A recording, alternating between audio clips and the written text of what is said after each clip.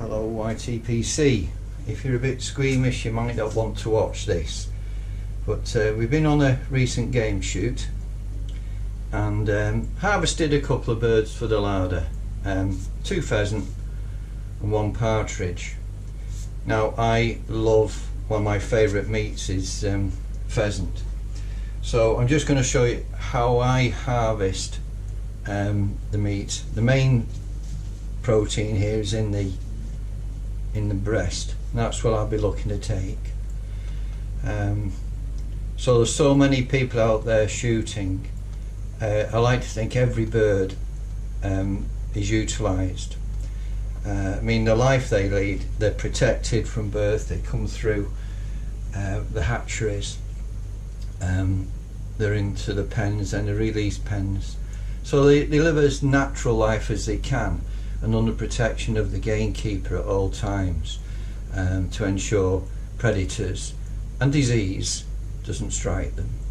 And when it does come to harvesting time in the shooting season, it is a sport in as much as a gun in a walked up shoot. If a bird presents itself, you don't exactly shoot it unless the sky behind it, it's in a presentable position where you can shoot the bird without damaging it and letting it go off somewhere.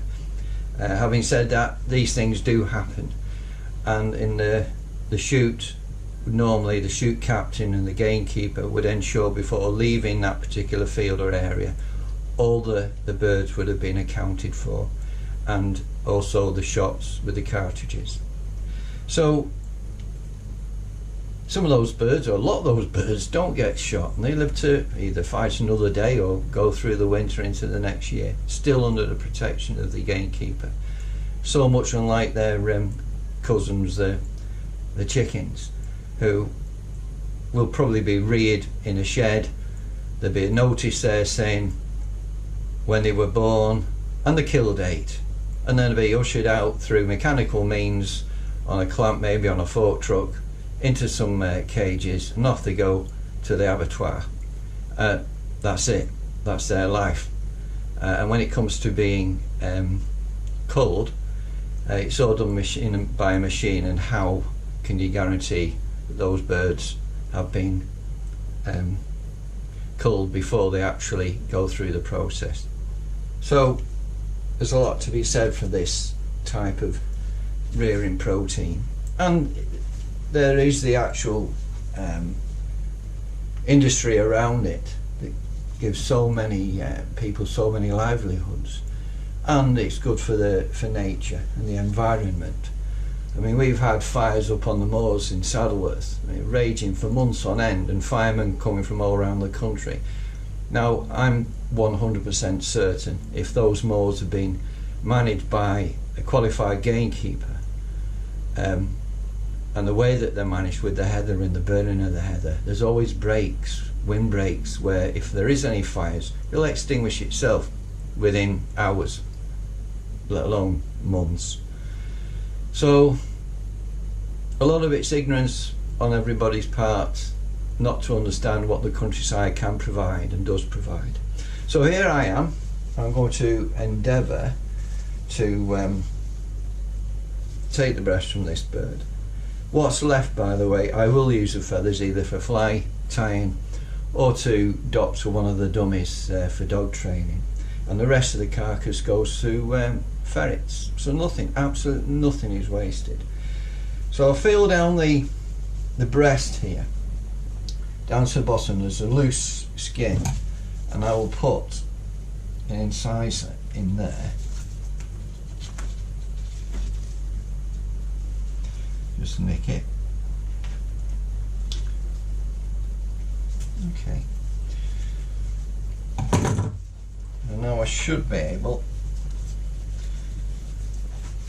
to get my hands in there, my thumbs, and peel back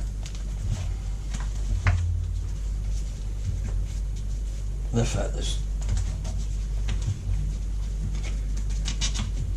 Now, If you go into the supermarket and you're getting chicken, well, and you're getting breasted chicken, that's basically what you've got. So you can see where on this particular shot, that vital organs hit, that would have been put out, but the lights would have gone out straight away. Wouldn't even know what's hit it. Now there is the main bone here, so I'm just going to carve my way into there. I hope you can see this.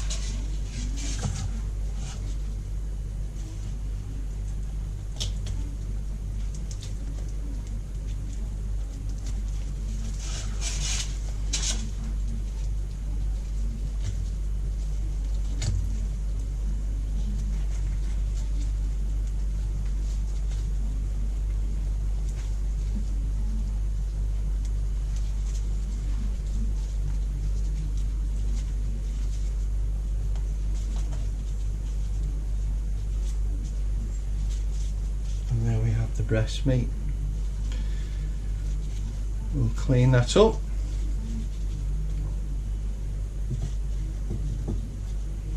And do the same with the other side. I'm not a butcher. And the thing is, people get an opportunity sometimes to say, oh, do you like a pheasant?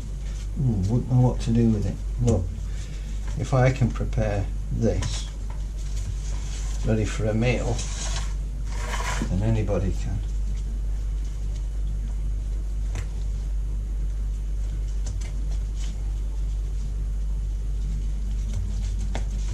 It's a great resource out there for protein. And the life this pheasant would have led would have been, and it had, let's say, if it kept low, and some do, keep it out of the way of the shot, even run some of them, then you're not going to take a shot at that bird.